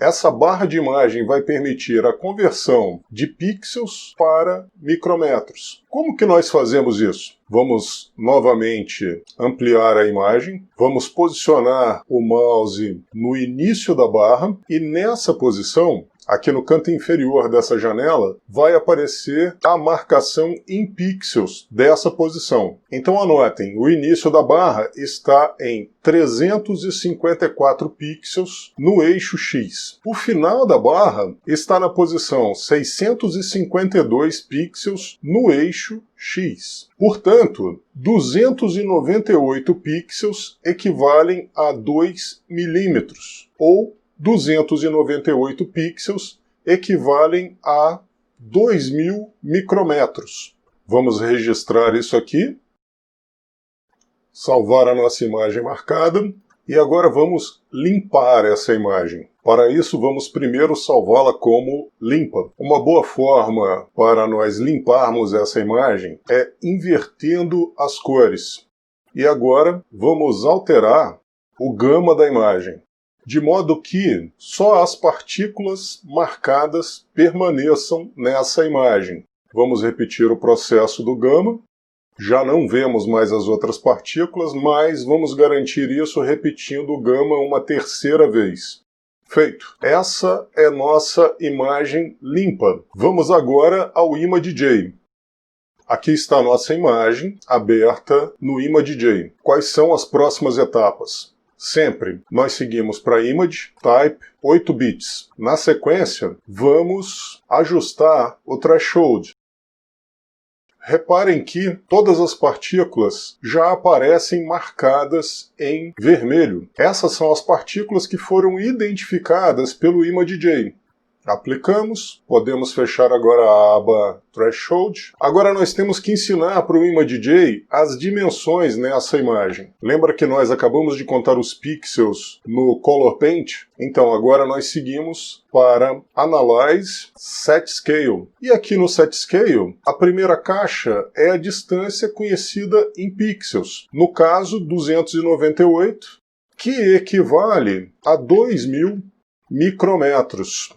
Pronto, ensinamos as dimensões da nossa imagem para o ImageJ. Agora nós seguimos para o Analyze, Analyze Particles, e aqui nós temos algumas possibilidades. A primeira delas, qual é o tamanho esperado para as nossas partículas? Nós podemos definir qualquer faixa de tamanho. O padrão é de 0 até infinito. Vamos manter isso assim. A segunda opção é a circularidade dessas partículas. No nosso caso, a circularidade das partículas é muito alta, porque nós estamos contando esferas. Mas pode ser que você esteja medindo algo que não seja circular. Se esse for o caso, deixe marcado circularidade de 0 a 1, ou seja, qualquer tipo de partícula, qualquer formato de partícula será medido. Como no nosso caso, nossas partículas são esféricas, vamos apertar um pouco esse critério. Nosso critério, então, de circularidade foi definido como variando de 0,9 até 1. Reparem que estão marcadas as caixas Display Results, Clear Results, Summarize, Add to Manage e In Situ Show.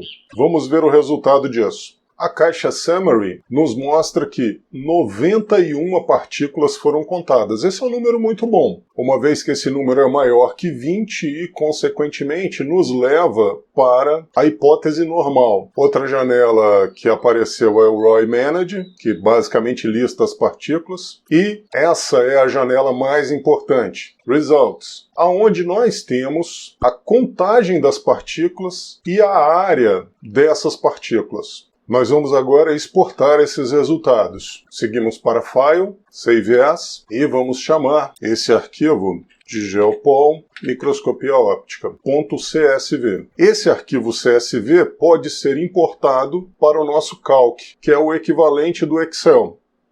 Pessoal, o Calc é uma planilha eletrônica que é parte do pacote LibreOffice. O nosso primeiro passo vai ser importar os dados que nós acabamos de salvar. Basicamente, com um duplo clique no arquivo, nós abrimos essa janela do Calc de importação de dados, da forma texto. Aqui estão os dados importados. A coluna que nos interessa é a da área, a partir da qual nós queremos calcular o diâmetro dessas partículas.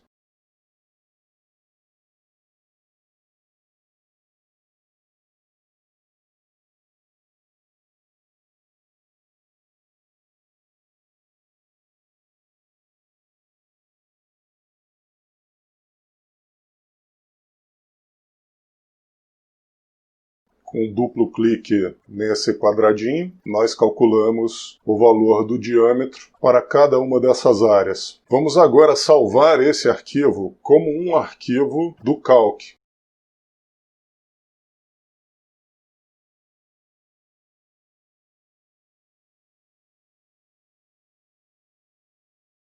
Que tem a extensão ODF. A forma clássica de lidar com essa informação é o cálculo da média e do limite de confiança. No caso, o limite de confiança com 95% de probabilidade.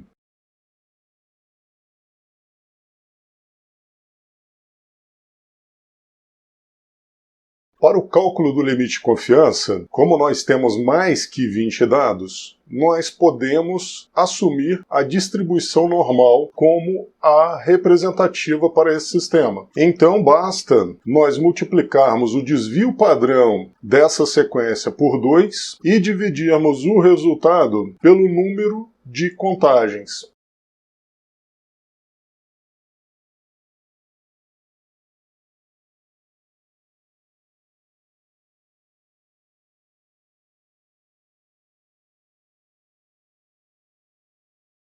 Foram 91 contagens.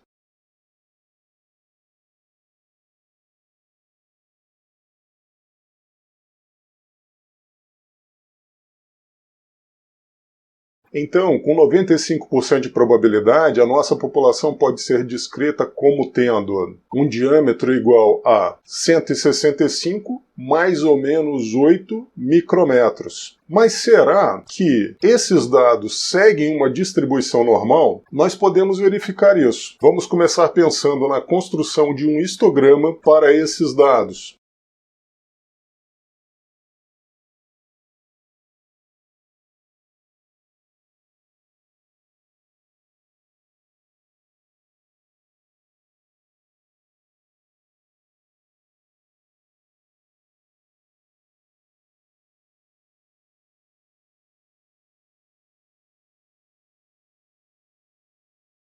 Para a construção do histograma, a primeira coisa que nós devemos pensar é a respeito da nossa métrica. Como esse histograma será construído? Ou, em outras palavras, quantos intervalos nós queremos analisar? Vamos assumir essa métrica, de que o número de classes vai ser igual ao número de observações dividido por 10. Isso, nesse caso aqui, onde nós temos 91 observações, vai nos permitir aproximadamente 9 classes.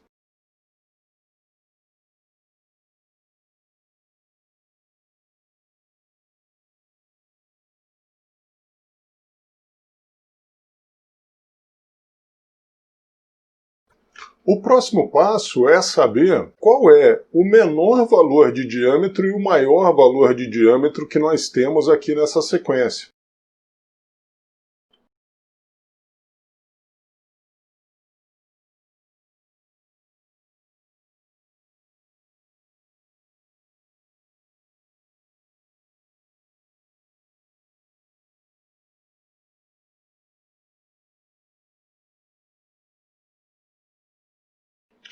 E vamos também dar um incremento de 15% no diâmetro máximo e vamos diminuir 15% do valor do diâmetro mínimo. Isso para que o nosso histograma possa alcançar no início e no término valores próximos do zero em termos de contagens.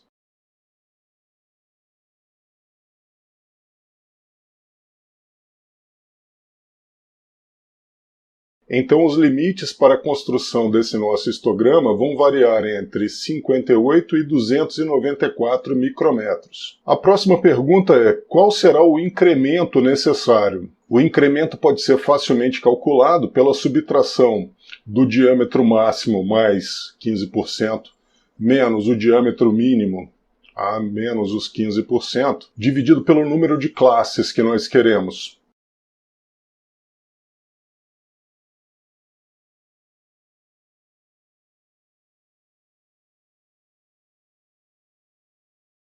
Então, nós teremos incrementos de 26 micrômetros.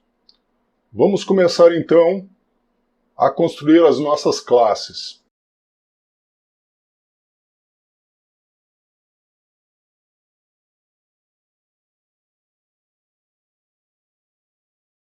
Aqui estão nossas classes, variando entre 58 e 294. E agora nós precisamos calcular a frequência para cada uma dessas classes. Reparem que esse comando frequência, ele funciona um pouco diferente do que nós estamos acostumados com os programas e com as fórmulas normais aqui no Calc ou no Excel. Para que frequência funcione, nós temos que selecionar todo o intervalo onde nós vamos querer criar esses valores de frequência, clicamos em função, procuramos por frequência e nessa primeira caixa nós indicamos o intervalo dos valores de diâmetro para os quais nós queremos determinar as frequências e na segunda caixa, classes, nós indicamos os valores das classes que nós determinamos anteriormente. Pronto, aqui estão os valores de frequência. Vamos salvar a nossa planilha e agora vamos construir um gráfico de contagens em função do diâmetro. A construção desse gráfico é muito importante para que nós possamos diminuir os passos que geraram as classes a valores praticamente infinitesimais, transformando essas classes em uma distribuição contínua. Para construir o gráfico, basta eu selecionar essas duas colunas, clicar nesse botão aqui, inserir gráfico. Aqui nós vamos selecionar um gráfico tipo XY scatter. Nós queremos as linhas suavizadas. O eixo X é o diâmetro em micrômetros, enquanto que o eixo Y são as contagens por classe. Nós podemos melhorar um pouco o aspecto desse gráfico.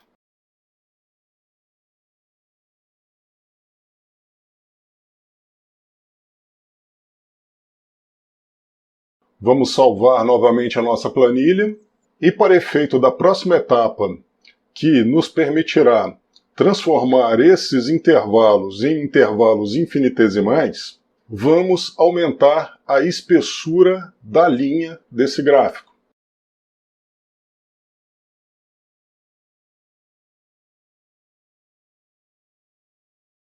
Assim, os pontos correspondentes às frequências que nós calculamos não são mais visíveis. Salvamos novamente a nossa planilha e agora vamos salvar essa figura, simplesmente tomando um print da tela.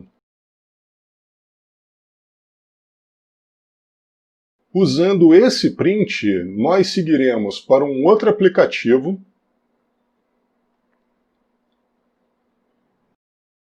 Essa próxima ferramenta é o Engage. O Engage é muito interessante, porque ele aceita aí arquivos de imagem como PNG, JPEG, TIFF, que contém gráficos e recupera esses pontos na forma de um arquivo CSV. Os pontos de dados resultantes são geralmente usados como entrada para outros aplicativos. Conceitualmente, o Engage é o oposto de uma ferramenta de gráficos. Aqui está a janela do Engage aberta. Vamos importar aquela nossa figura.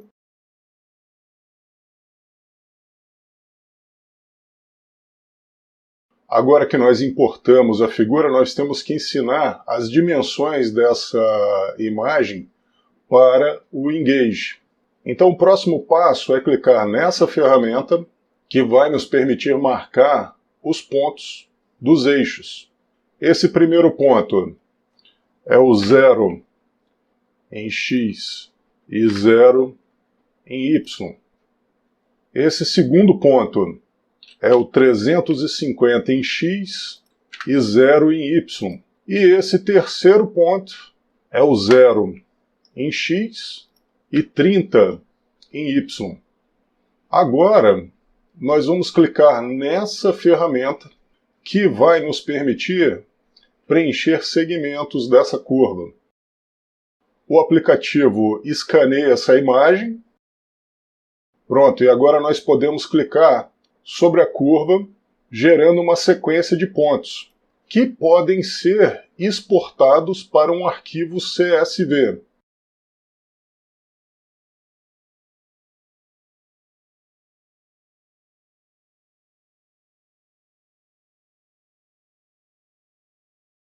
Caso seja preciso trabalhar novamente com essa imagem, pode ser bastante útil salvar esse arquivo como um arquivo do Engage. Feito isso, podemos fechar esse aplicativo e seguir para o próximo, que é o FITC, aonde nós vamos, por meio de uma deconvolução gaussiana, modelar essa curva.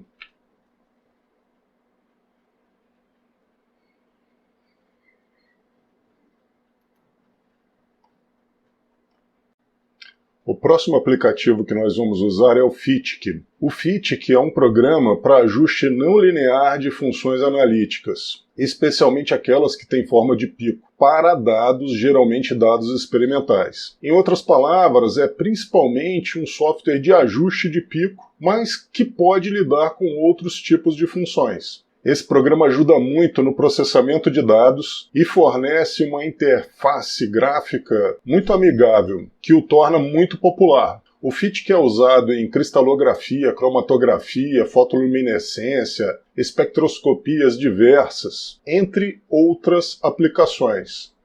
Eu sugiro que vocês testem esse aplicativo, ele é muito bom. Nosso primeiro passo, então, é importar aquele arquivo CSV.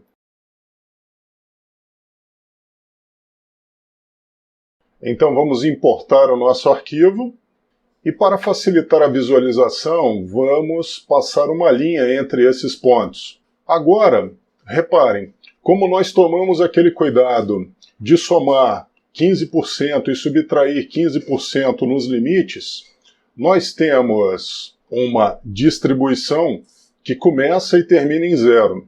Portanto, nós não vamos precisar fazer a subtração de linha base. Nossa próxima etapa, então, é marcar os picos, usando essa ferramenta, Add Peak Mode, que está ajustada para trabalhar com gaussianas. Vamos então marcar 1, 2, 3, 4 picos. E vamos mandar o FITC ajustar esses 4 picos, clicando nesse botão Start Fitting.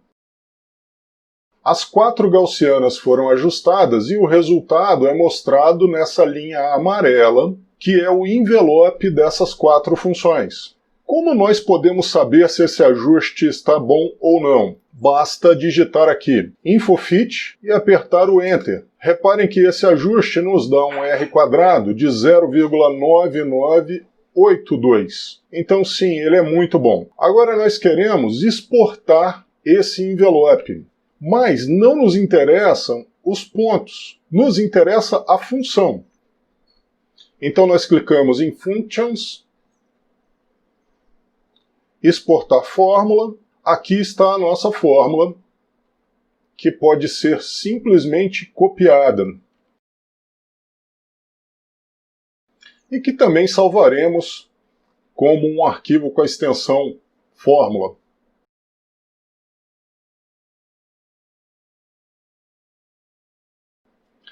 Daqui nós seguiremos para o QTI Plot.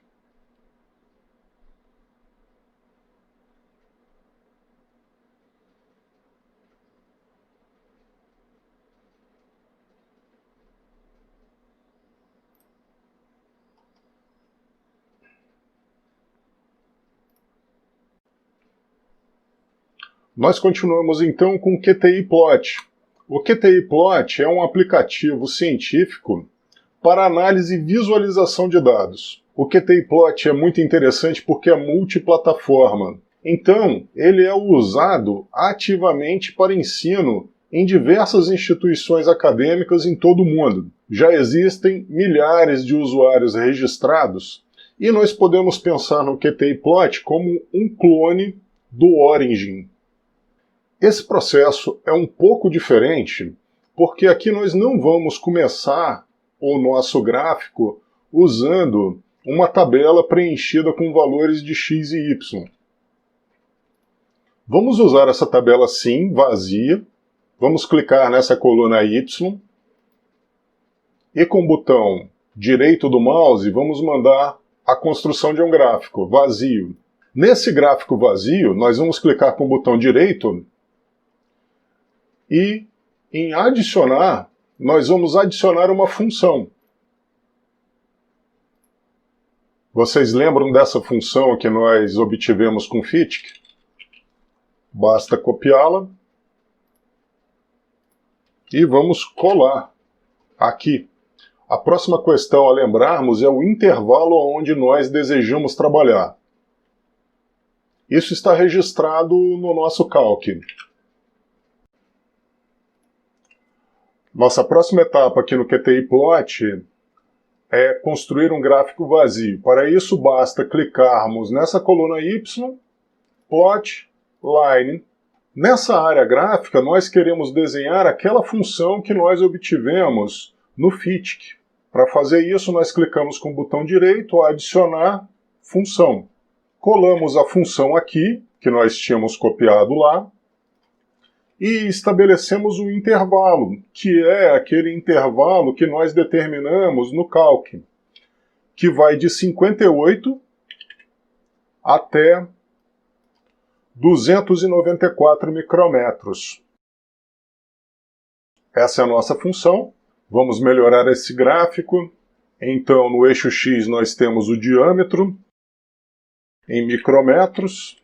Aqui eu consigo colocar o símbolo mesmo, micro. E o eixo Y, contagens. Esse segundo eixo Y e segundo eixo X são desnecessários. Então nós podemos escondê-los. E agora vamos aumentar um pouco o tamanho da legenda dos eixos. 16, 16. E por fim, vamos ajustar aqui essa escala. Em vez de começar em menos 5, vamos colocar em menos 1. Perfeito. Uma próxima etapa é determinar a área dessa curva.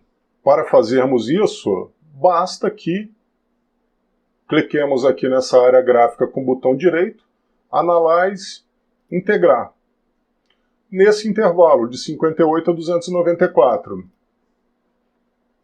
O resultado é que a área sobre essa curva é de 2.404 contagens vezes micrometros.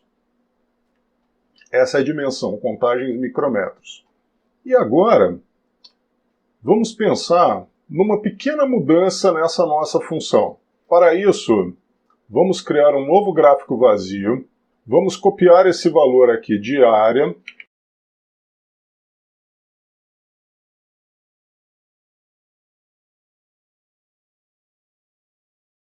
e vamos dividir a nossa função por essa área calculada. Copio a nova função, sigo para essa segunda janela, adicionar, função. Os intervalos nós já sabemos, 58 a 294.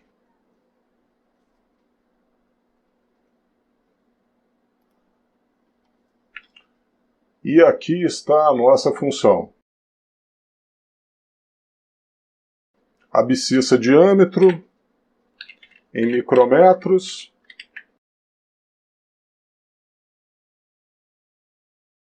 Vamos aqui esconder esses eixos que nós não vamos usar.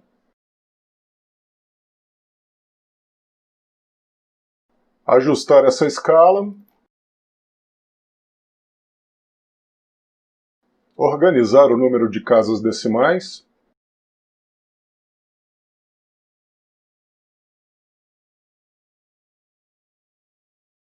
O tamanho.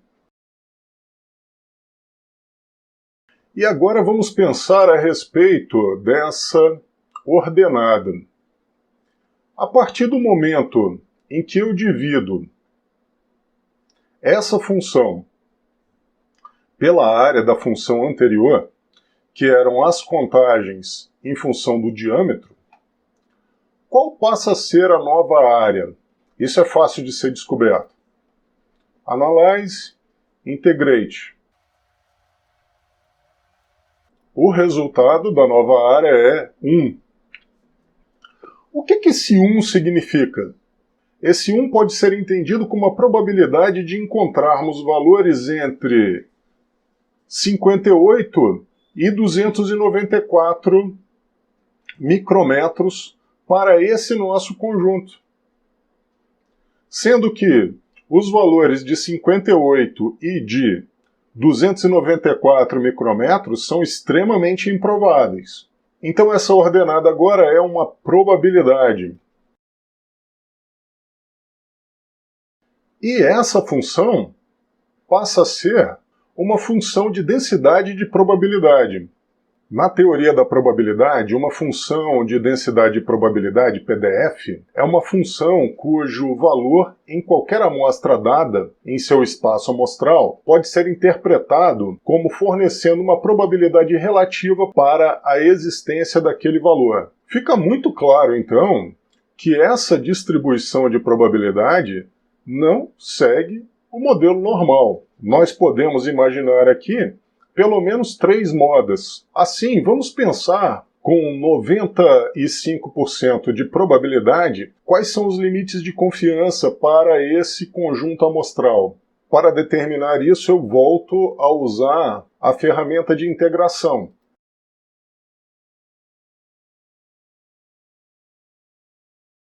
E agora eu vou marcar essa opção de mostrar o gráfico dessa integral.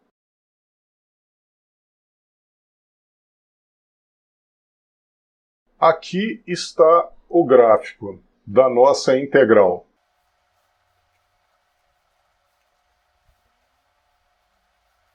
Vamos usar aqui a ferramenta leitor de dados e vamos avançar com essa ferramenta até encontrarmos o valor de 0,25.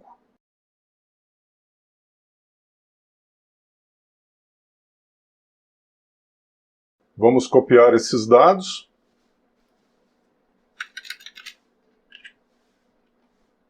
Colamos esses dados no nosso arquivo texto e aqui nós podemos entender que o limite inferior, que equivaleria a 2,5% da área, vai ser marcado em 85 micrômetros. Vamos repetir esse processo para o limite superior, aonde nós queremos encontrar o valor integrado de 0,975. Aqui está ele. Copiamos esse valor, colamos no nosso arquivo texto e agora nós sabemos os limites, com 95% de probabilidade, que vão variar de 85,3 até 243,8 micrômetros. E agora nós sabemos os nossos limites de confiança, com 95% de probabilidade, que vão variar de 85,3 até 243,8 micrômetros. Nós podemos retornar para o nosso PDF. Aqui nós vamos criar uma segunda curva usando a nossa função normalizada. Só que os intervalos serão diferentes. Nesse caso em particular, os intervalos vão variar de 85,3 até 243,8. Vamos agora preencher a área sob essa segunda curva.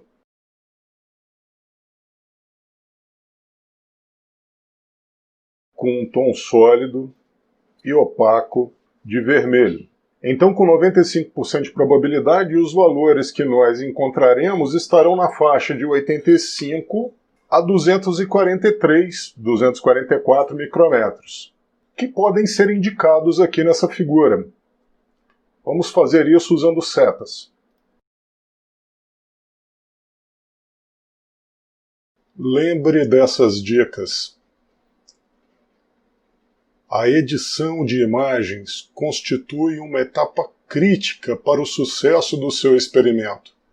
Dedique todo o tempo necessário à obtenção de belas imagens. Isso vai facilitar muito a publicação do seu trabalho.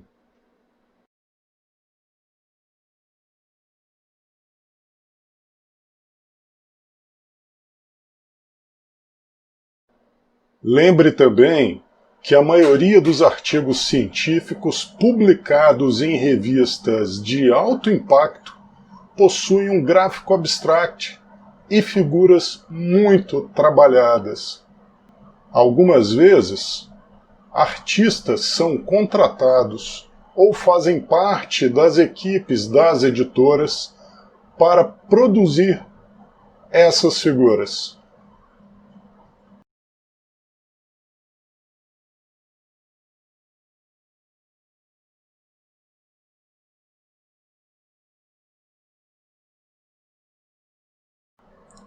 Lembre, as imagens científicas podem ser peças de arte. Valorize o seu trabalho com imagens que capturem a atenção do seu leitor.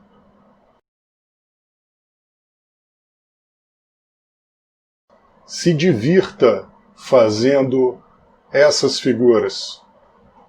Seja um artista da ciência.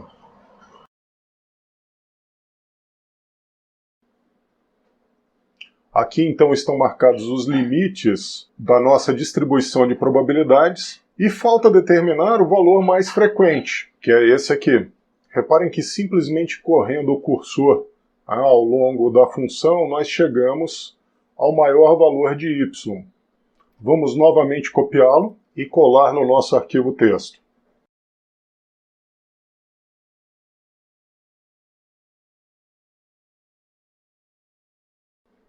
Como nós podemos ver aqui, o máximo de probabilidade está no valor de 200,4 micrômetros. Vamos marcar isso no gráfico.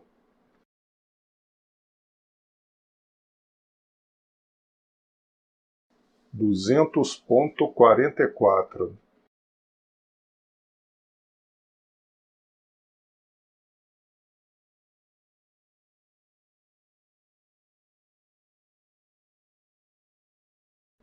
Esse, então, é o valor mais provável, com os seus limites de confiança de 95% de probabilidade.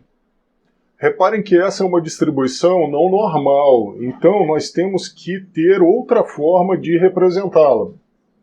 E nós podemos representar esses limites de confiança usando o Writer do LibreOffice. Dessa forma aqui, nós representaremos como valor mais provável mais o limite superior menos o valor mais provável menos o valor mais provável menos o limite inferior. De modo que o nosso intervalo vai ser representado por 200,44 mais 43,36 menos 115,14, que nós podemos copiar e acrescentar à nossa figura. Vamos abrir isso no Color Paint. Vamos alinhar um pouco. Diminuir a área e colar na nossa imagem.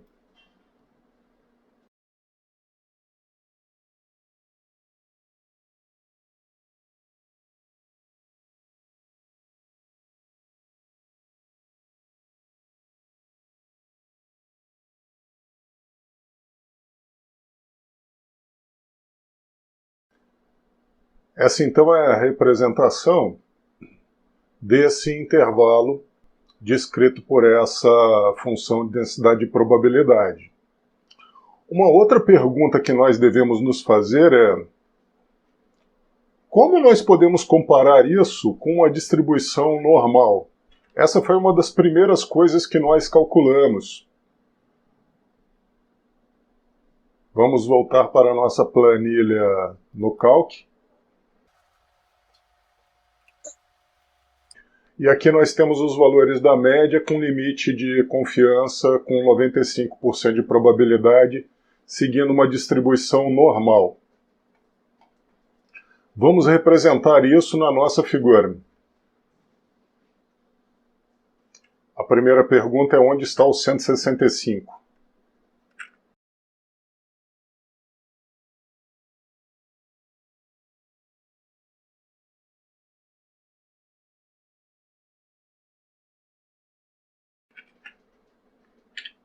Fica fácil de determinar usando uma ferramenta de linha. Pronto, aqui está o 165. Os limites para esse 165 são mais ou menos 8, ou seja, de 157 até 173 micrômetros. Então reparem, se nós estivéssemos assumindo uma distribuição normal, os nossos limites de confiança com 95% de probabilidade estariam restritos dessa barra, equivalente a 157 micrômetros, até essa outra barra, equivalente a 173 micrômetros.